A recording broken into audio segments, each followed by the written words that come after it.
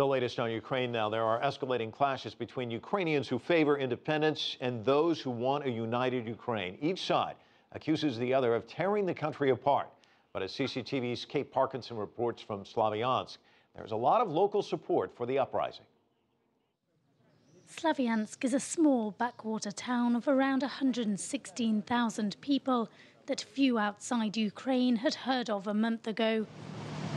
But it is now the centre of the country's unrest and the most heavily fortified bastion of the anti-government militia. Roadblocks and checkpoints have sprung up around town to stop an advance of the Ukrainian armed forces, often built and manned by locals who support the armed militia, the mysterious green men in their unmarked military fatigues who've led the uprising across eastern Ukraine. I think people will stand until we're victorious. We have nowhere to retreat. Where can we retreat to? Where can we run?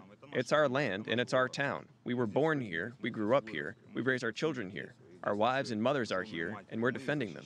These women have joined the uprising too, preparing food for the fighters in a small kitchen at the back of the militia's headquarters. But Victoria says if Kiev's military units try to occupy Slavyansk, she'd be willing to take up arms to defend her town.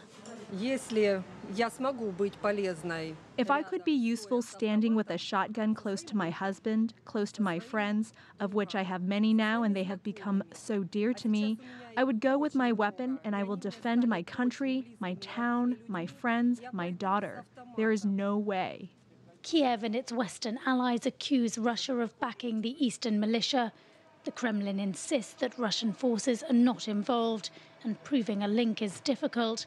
But there is clear evidence of local support. In the town's market, Zhenya shows me where he used to work as a cobbler.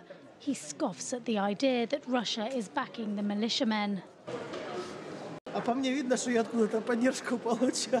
Do I look like I receive any support? This knife is so antique. This pistol is about 50 years old. They needed a hammer to smash through the rust on this rifle. Look at my weapons. You can see that nobody is sponsoring me. The shadowy paramilitary takeover of swathes of eastern Ukraine has raised many questions and accusations of Russian involvement. It's hard to prove, but what is clear is that here in Slavyansk there is local support and clear local involvement in the eastern uprising and the push for independence from Kiev. Kate Parkinson, CCTV, Slavyansk in eastern Ukraine.